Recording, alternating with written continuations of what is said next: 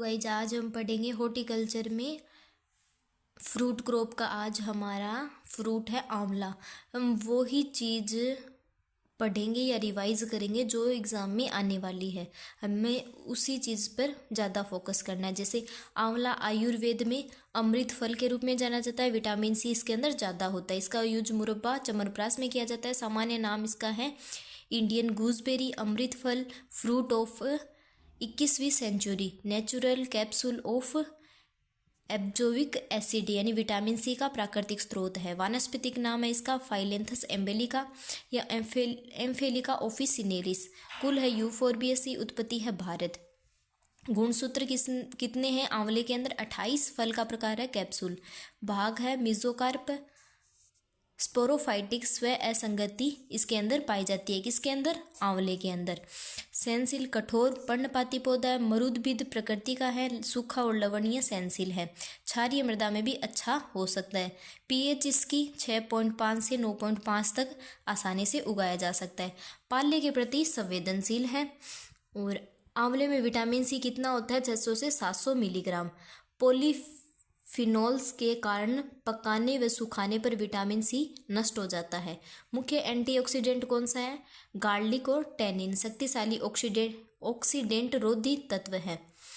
औषधीय उपयोग च्यवनप्राश, त्रिफला, आयुर्वेदिक इसका ज़्यादा यूज किया जाता है। आंवले का यूज किया जाता है बहेड़ा, हरड़। इसका यूज आंवला, बहेड़ा, हरड़ का संतुलित यूज किया जाता है आयुर्वेदिक कोई दवाई के अंदर बनाने के लिए। 3:2:1 अनुपात में इसका यूज किया जाता है। आंवला लिया जाता है 3 अनुपात में, बहेड़ा लिया जाता है 2 अनुपात में, हरड़ लिया जाता है 1 अनुपात में। त्रिफला पाचन सुधारता है, कब्ज दूर करता है, यकृत प्रतिरक्षा प्रणाली को सशक्त करता है, रक्त शुद्धिकरण करता है, त्वचा स्वस्थ बनाने में सहायता। आंवले का मुरब्बा बनाया जाता है जिसका TSS होता है 70 डिग्री विक्स। सूखे फल में टैनिन का स्रोत होता है। रंगाई व औद्योगिक उपयोग में भी इसका यूज किया जाता है। पुष्पन काल वर्ष में 2 बार, मार्च अप्रैल में और जुलाई अगस्त में। पुष्पक्रम रेसिमोस, परागण वायु व कीटों द्वारा। फल प्रतिशत लगभग 18 से 20%। फल विकास अवधि लगभग 150 से 180 दिन। फलों में सुप्तावस्था फ्रूट डोरमेंसी, जाइगो डोरमेंसी मार्च अप्रैल के अंदर आती है। आंवले के अंदर फ्रूट डोरमेंसी या जाइगोट डोरमेंसी कब आती है? मार्च अप्रैल में। इसका प्रवर्धन पेज बडिंग के द्वारा किया जाता है। मई से सितंबर या फिर जुलाई से लेकर सितंबर तक इसका सर्वोत्तम टाइम होता है। सामान्य 8x8 मीटर पे लगाया जाता है। उच्च रोपण के लिए 5x5 पे लगाया जाता है। जुलाई से सितंबर में रोपित किया जाता है। ट्रेनिंग विधि है मॉडिफाइड सेंटर लीडर सिस्टम।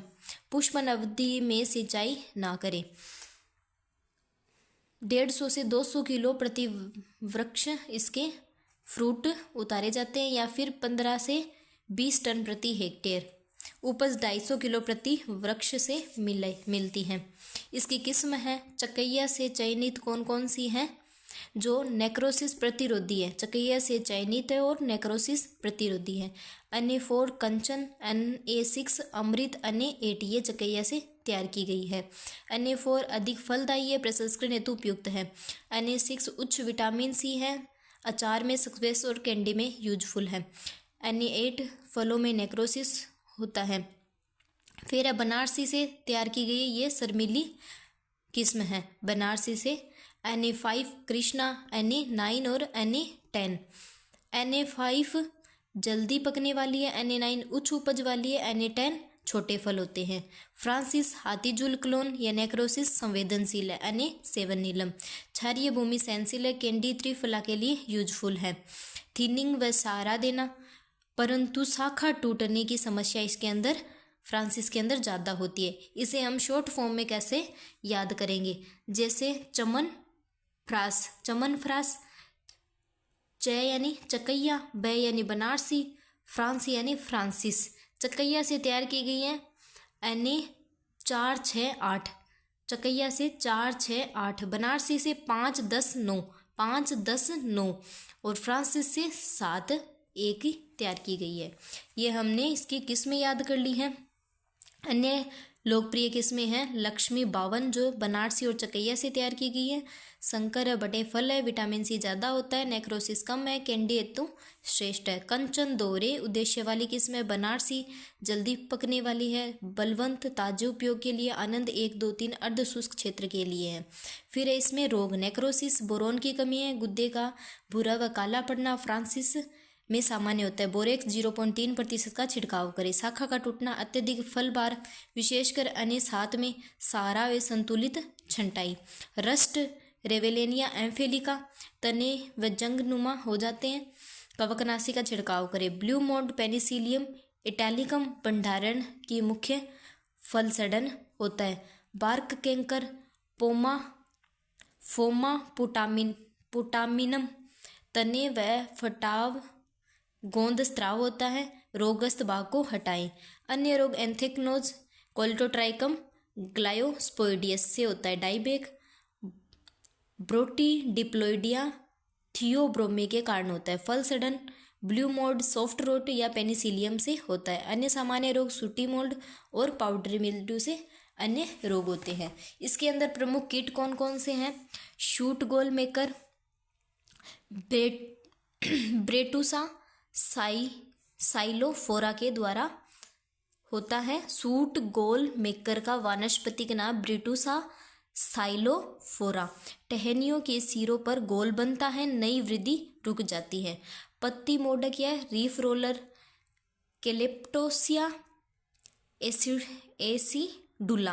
एसिडुला पत्तियां मुड़ जाती हैं और पत्तियां सूखकर गिर जाती हैं। छाल खाने वाली सुंडी इंदरबेला कार्डेनोटाटा तने व शाखाओं में छाल खाकर सुरंग बना देती है। फ्रूट बोरर ड्यूडोरिक्स आइसोक्रेटस फल में छेद कर अंदर खा जाता है और फल सड़न की समस्या ज़्यादा हो जाती है। मिलीबग फेरिसिया विरिगाटा रस चूसने वाला कीट है। पत्तियों टहनियों पर सफ़ेद मलमल जैसी परत बन जाती है। अंगूर हमने कंप्लीट कर लिया है। आज हमने पढ़ लिया है आंवला। अब हम पढ़ेंगे खजूर की क्रोप। खजूर का वानस्पतिक नाम फिनिक्स डेक्टाइलिफोरा। कुल है पामेसिया एरिकेसी। गुणसूत्र संख्या 36। उत्पत्ति है इराक। एक बीजपत्री है बेरी है। खाने योग्य भाग है पेरिकार्प। प्रकाश संश्लेषण C4 है। कार्बोहाइड्रेट की मात्रा 68% होती है। 1 किलोग्राम खजूर से लगभग 3150 कैलोरी ऊर्जा प्राप्त होती है। डिब्बिस है खजूर के रस से तैयार किया गया पेय पदार्थ।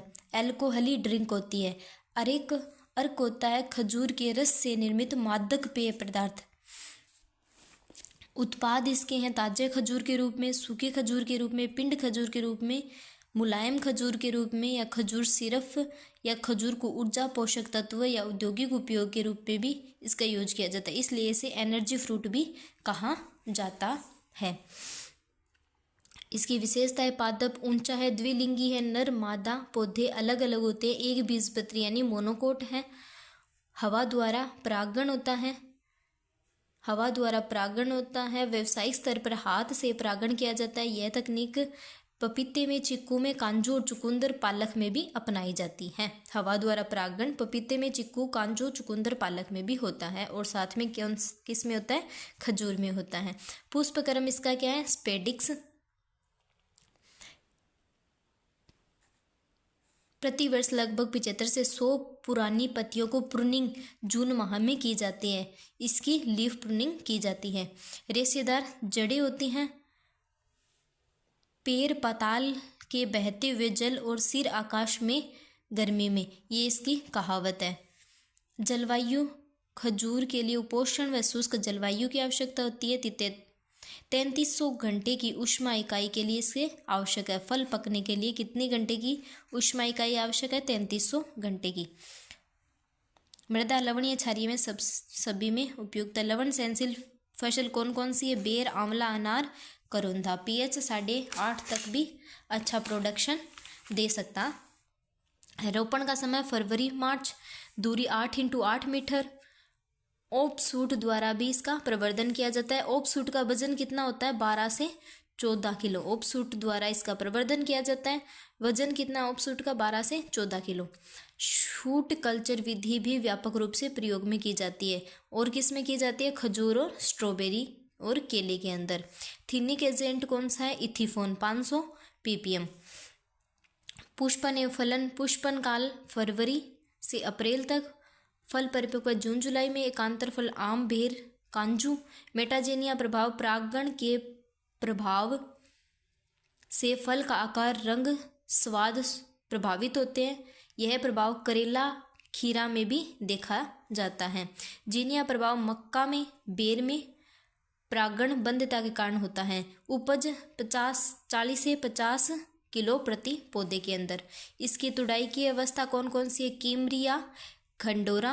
अपरिपक्व हरे कठोर फल होते हैं। अनुसंधान एवं पौध संरक्षण हेतु यूज किया जाता है। डोका या खाला अवस्था। पूर्ण विकसित पीले रंग के फल होते हैं। नमी 70 से 80% होती है। भारत में तुड़ाई की अवस्था, इससे छुआरा बनाया जाता है, प्रसंस्करण हेतु यूज किया जाता है। ढक या रुताब अवस्था, नरम होते हैं, नमी 15 से 20%। अन्य देशों में ताज़ा सेवन के लिए यूज किया जाता है, ताजे फलों के रूप में यूज किया जाता है। पिंड या तमर अवस्था, पूर्ण रूप से पके फल होते हैं, लंबे समय तक सुरक्षित रहते हैं। पाक और औषधीय प्रयोजन में इसका यूज किया जाता है, पिंड या तमर का। किस में कौन कौन से? छुआरा बनाने के लिए खदरावी और मेड़जूल, ताजे खाने के लिए हलावी, बरई और खलास। पिंड खजूर के लिए जहदी, मुलायम खजूर के लिए खदरावी, हलावी और मेड़जूल। सूखे खजूर के लिए ड्राइड थ्योरी, ये सूखे खजूर के लिए। पश्चिमी राजस्थान के लिए उपयुक्त किस्म हलावी, खदरावी और मेड़जूल दोनों किस्में सोमेटिक एम्ब्रियोजेनेसिस द्वारा विकसित की गई है। खदरावी और मेड़जूल सोमेटिक एम्ब्रियोजेनेसिस से विकसित की गई हैं। इन किस्मों की पहचान उच्च मिठास, मुलायम बनावट व निर्यात गुणवत्ता के लिए की गई है। खजूर के प्रमुख कीट कौन कौन से हैं? Red palm weevil, Rhynchophorus, ferrugineus. तना खोखला कर पौधे को मार देता है। खजूर की फसल में red palm weevil, offshoot rot, fusarium species सबसे गंभीर समस्या है। ये इसका मोस्ट डिजीज है। खजूर की फसल में रेड पाम विविल और offshoot rot fusarium species से होता है, जो गंभीर समस्या है। Thank you guys. चैनल को ज़्यादा से ज़्यादा सब्सक्राइब करो। Thank you.